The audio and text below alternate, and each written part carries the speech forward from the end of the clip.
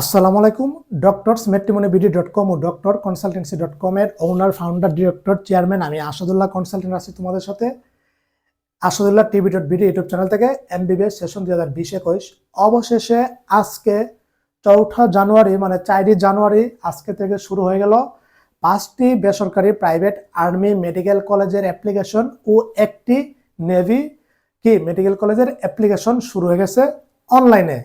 চলবে 24 জানুয়ারি পর্যন্ত। বুঝতে পারছো কিভাবে অ্যাপ্লিকেশন করবা, কিভাবে সাবমিট দিবা, জেনারেল কোটায় কিভাবে আবেদন করবা, মেধা কোটায় কিভাবে আবেদন করবা। চলো সামাজিক কাজে চলে যাই বেশি কথা না বলে।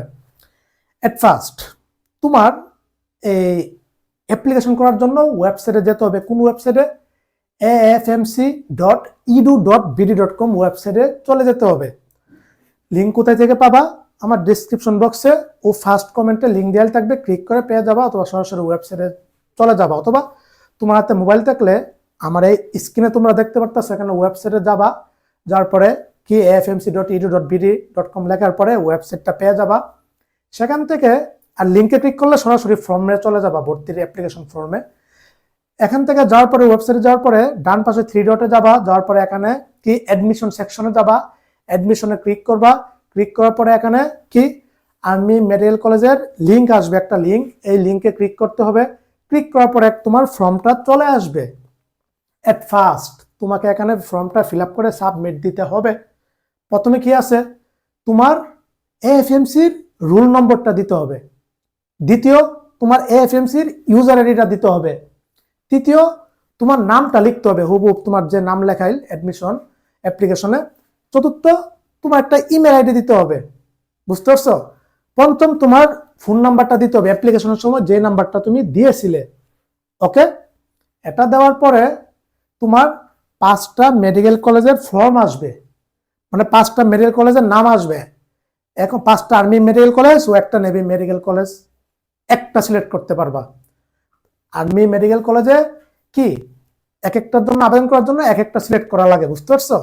5টা আবেদনে 5বার করতে হবে। তোমার 6টা আবেদন করলে 6বার করতে হবে, 600 টাকা খরচ যাবে প্রত্যেকবার আবেদনে। একটা কলেজে আবেদনে 100 টাকা। বুঝতে পারছো?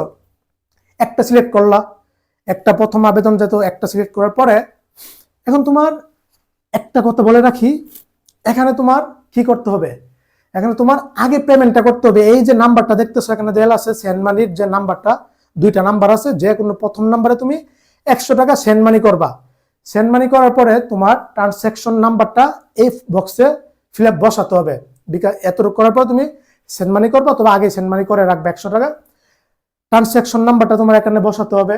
তারপরে বিকাশে তোমার যেই নাম্বার থেকে টাকাটা পাঠিয়েছো, সেন্ড মানি করেছো, ওই নাম্বারটা এখানে বসাতে হবে। বসানোর পরে তারপরে ঘটনা কি ঘটবে?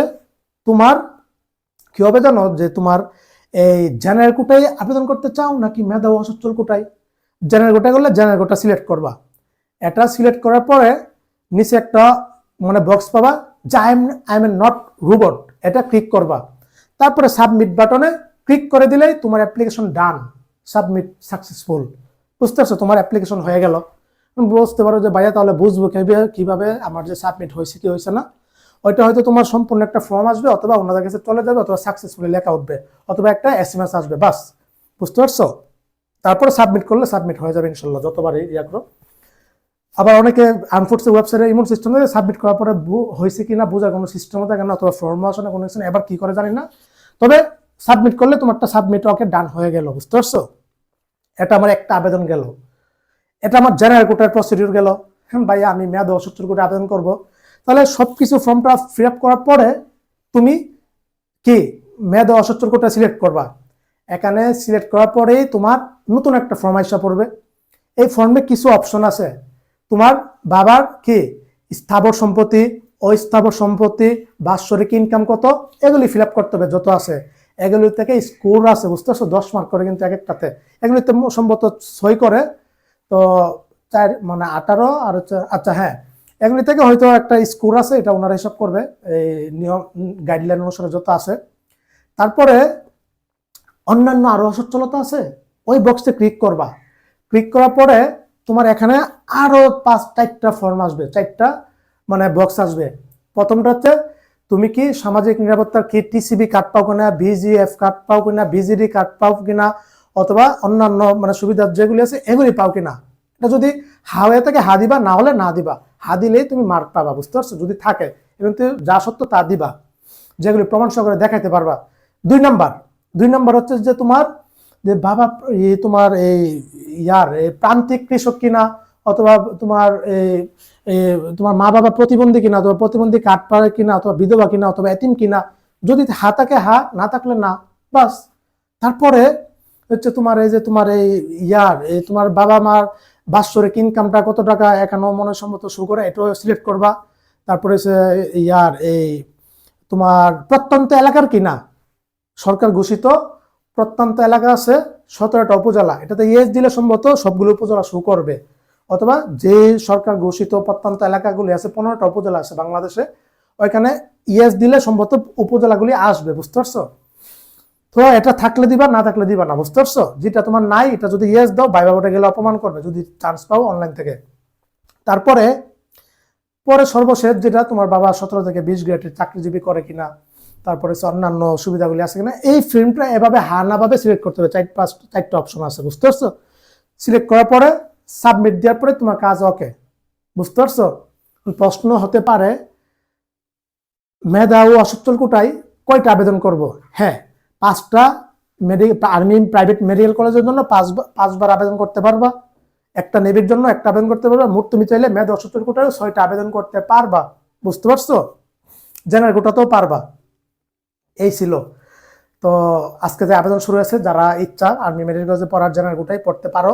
মেধা অসচ্ছল কোটায় ভাই একটা বাস্তব কথা বলি, আগে একটা লেকচার দিয়েছিলাম, এবার চালু করছে মেধা অসচ্ছল কোটা আর্মি মেডিকেল কলেজে 5% সিট। মোট সিট আছে 300টা, 6টা মেডিকেল কলেজে। 300টা সিট হলে তোমার 5% করলে কয়টা সিট? 18 জন চান্স পাবে মেধা অসচ্ছল কোটায়। তোমার কি মনে হচ্ছে এগুলি স্বাভাবিক যারা রিয়েল পক্ষে ওরা চান্স পাবে? আমার কাছে কেন জানি মনে হচ্ছে না।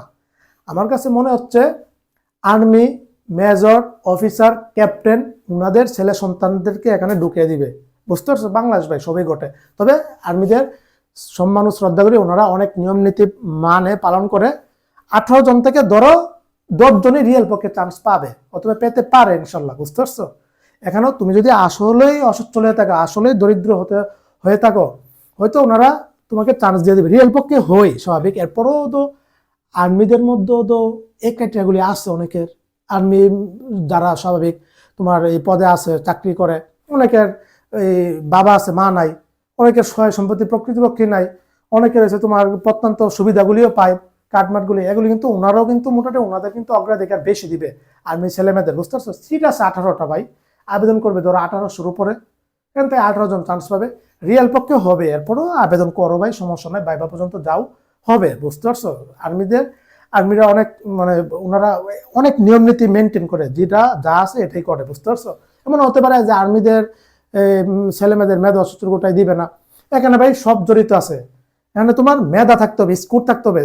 এফএমসি তে চান্স হয়েছে মনে হয় 172, 75 পর্যন্ত। এবার যারা 166, 168, 170, 172, 73 পাইছো, ওরা মেধায়, ওরা আবেদন করবা, তোমাদের হয়ে যাবে। তারপরে এমনকি ক্রাইটেরিয়াগুলি থাকতে হবে, অসচ্ছলতার ক্রাইটেরিয়াগুলি যেগুলি আছে এগুলি তোমার থাকতে হবে। এগুলো তো তোমার এই 5-6-7টা থেকে আছে 1-2টা, তাহলে হবে না। এগুলি তো স্কোরিং করবে, কাউন্ট করবে। 100 মার্কে তোমার স্কোর থেকে নিবে 60%, 60 মার্ক, আর অসচ্ছলতা থেকে নিবে 40 মার্ক। এই 100 মার্কে তোমার হিসাব হবে। তারপরে যাদেরগুলি সর্বাত্মক থাকবে ওদেরকে চান্স দিবে, বুঝতে পারছো। এমন না যে তুমি পায়ে রয়েছো এই 140, ভাই আমি জানি মেধা গোটা আবেদন করবো, তুমি আবেগ দেখালে চলবে? এখানে হবে তোমার? ধরো তোমার থাকলেও চললো যে অসচ্ছলতার ক্রাইটেরিয়া কিছু আছে, এদিক দিয়ে তোমার স্কোর কম, এদিক দিয়ে মার্ক আছে না, স্কোর থেকে তো 60% মার্ক, বুঝতে হবে। এখন আবেগের বশত হুট করে ভাই আমি মেধা গোটা আবেদন করবো, আমার আসবে কি না আসবে, এগুলি আমার বিরক্ত করে। আমি এখনো 2-3 জন আন্টি আঙ্কেল আসছে দেখা করার জন্য, মাত্র আসলাম দেখা করে 2-3 ঘন্টা ওনাকে সময় দিয়ে। তো অযথা আমাকে হয়রানি করে অনেকে, ভাই 40 পেয়েছে ওর হবে না, এরপর আমি বিরুদ্ধে এগুলি বলি, এগুলি না দেখেই বিরক্ত করে। আমি কল অনেকে দিয়ে ধরতে পারি না, ব্যস্ত থাকি, এরপর আমি পরে তো অবসরের পরে ওদেরকে কল দেই, সমস্যা নাই। আর যাও, আর্মি মেডিকেল কলেজ ভালো, মন্দ খারাপ না, জেনারেল কোটা যারা আছে পড়তে পারো, সমস্যা নাই।